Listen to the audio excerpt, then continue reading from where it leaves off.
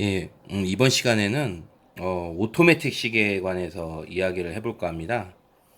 그 시계에 일단 관심이 있으신 분들은 그 오토매틱 시계에 대한 관심은 자연히 함께 있을 거라고 생각을 해요. 예, 오토매틱 시계를 빼놓고 기계식 시계를 빼놓고 시계에 대한 어떤 관심이나 취미를 얘기할 수가 없을 정도죠. 네. 특히 남성분들 같은 경우는 이 시계에 대한 그 로망이 있지 않습니까? 그 그것도 이제 오토매틱 시계에 대한 어떤 이런 로망이 있을 겁니다. 그 오토매틱 시계 같은 경우는 일단 기본적으로 가격대가 조금 있게 시작하죠. 네. 예, 최소한 한 50만 원대부터 이렇게 시작을 해서 물론 그보다 더 저렴한 오토매틱 시계도 뭐 찾아보면 있겠지만은 어느 정도의 어떤 품질이나 기본적인 어떤 메이커의 어떤 그런 정도의 수준을 보장하는 그 정도의 오토매틱 시계는 50만 원대부터 최하 시작해서 보통 한 100만 원, 200, 300, 뭐 500, 뭐 비싸게는 뭐 몇 천만 원대까지도 하고 막 그렇죠. 뭐 천만 원 이상 막 넘어가는 그런 시계는 거의 그 어떤 기계적 기술의 어떤 그런 수준을 그런 어떤 기술적 수준에서 이제 어떤 예물적인 그런 부분들 어떤 귀금속 수준의 예물적 가치의 어떤 그런 것까지 같이 포함된 그런 시계라고 생각이 저 개인적으로 듭니다. 예, 이 기계식 오토매틱 시계가 막 어떻게 최첨단일 수는 없는 부분이니까요. 하지만 엄청나게 최첨단이라고 할 수 있는 거면은 현대 기술 문명의 총화인 스마트 시계 스마트워치를 따라갈 수는 없죠. 이 뭐 기계 시간의 어떤 정확성이나 이런 부분들도 기계식 시계보다는 스마트폰 시계, 스마트워치, 뭐 이쪽 오히려 그 쿼츠 기반의 전자시계가 더 정확할 수도 있을 겁니다. 기계식 시계는 기본적으로 아날로그 방식이다 보니까 오차가 생길 수밖에 없는 부분들, 예, 그걸 최소화하게 줄이는 거가 이제 중요한 부분이겠죠. 근데 그런 기술적인 부분까지는 몇백만 원 수준의 어떤 이런 오토매틱 시계 정도에 이르면 어느 메이커의 시계더라도 그 어떤 그 보속수나 또 이 그 메커니즘 그런 부분들까지도 완성도는 상당히 보장돼 있다고 봐요. 뭐 100만 원대도 마찬가지고요. 네.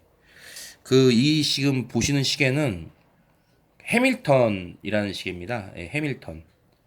해밀턴 뭐 에비에이터인가? 이게 어 그 나름 이게 영화에 나온 시계예요.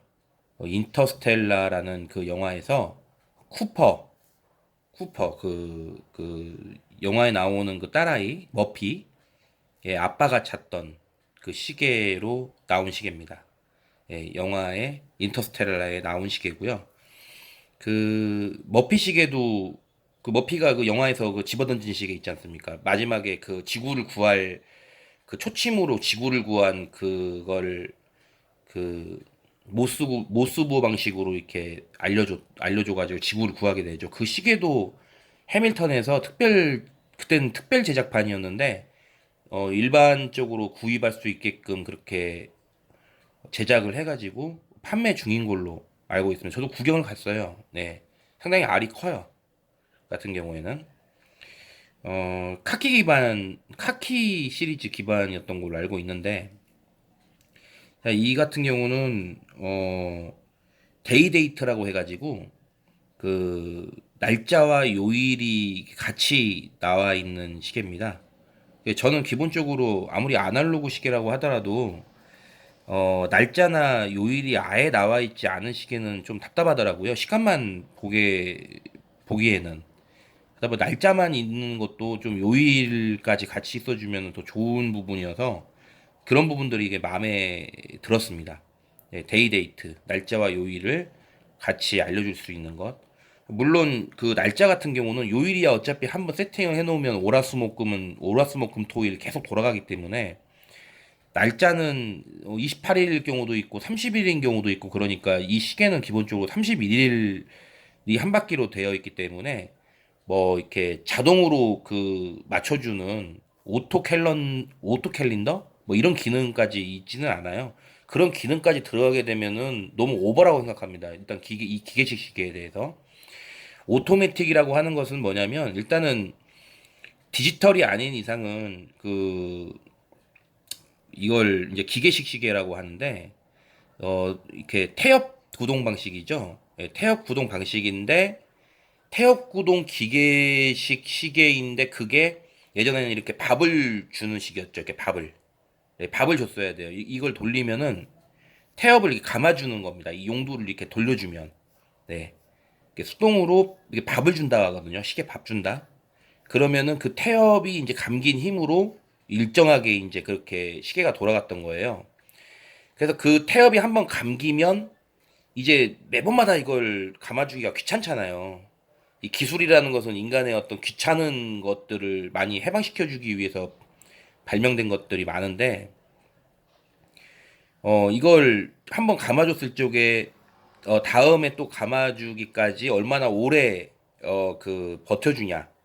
그걸 뭐, 또, 뭐, 영어 고급진 말로 또 파워 리저브라고 하는데, 에너지를 얼마큼 더 이렇게 보관할 수 있느냐. 이 태엽의 에너지를.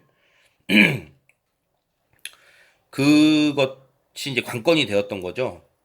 근데 이제 그 불편함을 넘어서 아예 이걸 감아주지 않더라도 내가 손목에 계속 차고만 있으면 그 손목 그 움직이는 손목이 이렇게 왔다 갔다 하루 종일 있다 보면 이렇게 움직이지 않습니까? 그러면 그러한 힘을 이용해서 상시적으로 계속 밥을 주지 않아도 시계가 갈 수 있는 것을 이제 연구 개발한 거죠. 그래서 그거 이제 그렇게 움직이기만 하면은 밥을 안 줘도 되는 시계가 바로 오토매틱인 거예요. 그런 의미에서의 오토매틱인 겁니다. 자동으로 이렇게 손목만 이렇게 움직여주면 알아서 태엽이 감아져 가지고 계속 돌아갈 수 있게끔 해주는 거. 예. 그게 이제 이 뒷면에 보면은 그 방식이 어떤지 이 시계가 지금 시스루예요. 뒤에 부분이 이게 시스루로 돼 있습니다. 이게 보이시죠? 이렇게 보면은 이렇게 유리로 돼 있어가지고 그 이 백이 보입니다. 이렇게 여기 뒷부분도 해밀턴이라고 써 있죠. 네, 해밀턴이라고 돼 있고 그 이거는 파워 리저브가 72시간짜리로 이렇게 되어 있습니다. 그러니까 한번 이렇게 태엽이 이제 감아지게 되면 이 시계를 풀러 놓더라도 시계가 이제 멈추기까지 지금까지 이제 그 감아져 있는 그 에너지로 이 시계를 일정하게 돌려주는 그 시간이 72시간이라는 거예요. 그럼 거의 한 3일이죠. 그러니까 시계 풀러놓고 3일까지는 태엽을 감거나 아니면은 손목에 차지 않더라도 계속 돌아간다. 라는 뭐 이런 부분이 되겠습니다. 이게 보시면은 참 정밀하게 돼 있죠. 저는 이게 이렇게 지금 돌아가는 게 너무 참 좋은 것 같아요.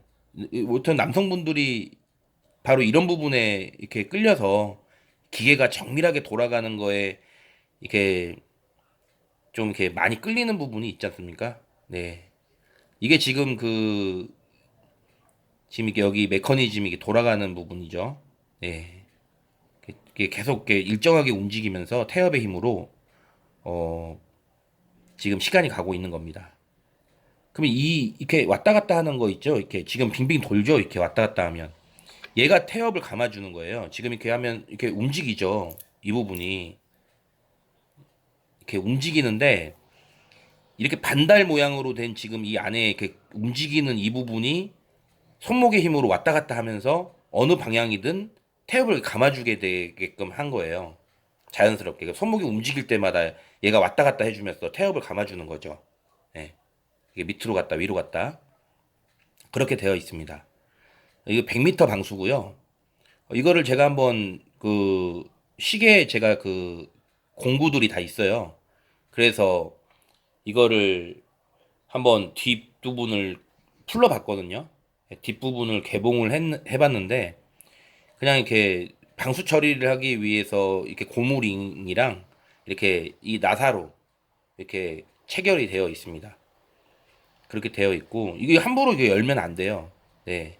저는 그냥 한번 열어봤는데 이 부분이 들어가면 습기가 이 안으로 들어가기도 하고 그럴 수 있기 때문에 한번 풀러버리면은 그 고무링이나 이런 부분들이 완벽하게 결합되기 어려운 부분이니까 함부로 이렇게 궁금하다고 해서 열면은 안 되겠습니다. 예, 뭐 스크류 방식도 마찬가지고요. 용도는 스크류 용도는 아닙니다. 일반적으로 한 100m 방수라고는 되어 있지만 200m 이상부터 이런 게 이제 좀 잠수함 방식, 해치 방식의 어떤 이런 것들을 좀 차용한다든지 스크류 방식이랄지 용도도 스크류 방식의 어떤 이중 용도를 쓰고 있는데 이건 일반적인 100m 방수다 보니까 그냥 이렇게 나사 방식이고 일반적인 용도 방식을 채용하고 있는 부분이고요. 그 이 앞부분의 유리가 여기 보면은 사파이어 크리스탈이라고 되어 있죠. 예. 이게 사파이어 글라스라는 겁니다. 이 유리가. 예. 웬만해서는 기스가 나지 않게끔 되어 있는 아주 경도가 강화 미네랄 글라스라고 하는 아주 그 튼튼한 유리. 예, 아주 경도가 강한 유리보다도 더 원래 그 경도로 따지면은 다이아몬드 다음이 사파이어라고 하잖아요. 그 경도가 아주 강한 음, 그런 걸로 만든 것입니다. 보통 우리가 그 어떤 뭐 종이 자르거나 이런 작업을 할 때 유리에 대고는 커터칼로 종이를 자르고 그렇죠.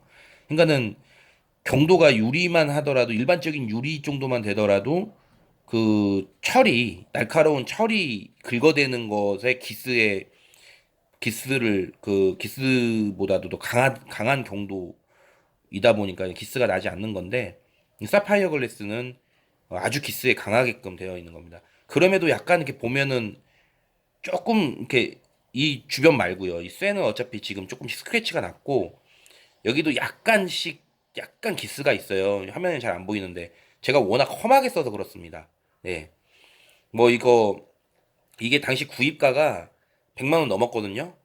예, 100만 원 넘었고 지금도 인터넷가로 보면은 뭐 인터넷에서 싸게 파는 곳은 병행 수입 싸게 파는 곳은 또 뭐 100만 원 이하일 수도 있을 텐데 다 뒤져보진 않았는데 보통 한 100만 원 초반대에서 이게 지금 판매가 되고 있습니다. 예, 줄 이렇게 스테인리스로 되어 있는 그 맞습니다. 이게 그 저는 그냥 시계를 항상 차고 다니고 그리고 시계는 어떤 저는 뭐 과시용이랄지 이거 갖고 뭐 과시할 수 있는 수준도 아닐 거예요. 이게 뭐 지금 뭐 태그 호이어 정도가 되겠습니까? 뭐 롤렉스가 되겠습니까? 예, 뭐 오메가가 되겠습니까?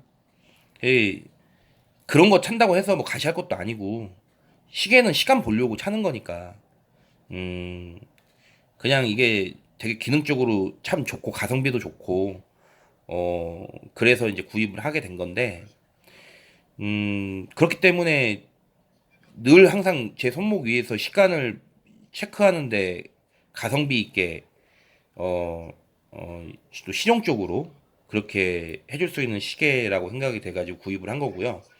심지어 저는 이게 물놀이장에도 차고 들어갔어요. 물놀이장에 방수 테스트를 일부러 하려고 하는 건 아니고 뭐 100m 방수 정도 된다고 하니까 뭐 잠수나 스노클링 정도 수준이 아니면 물놀이장에서 좀 차고 다녔는데 애지간하면은 방수가 됩니다.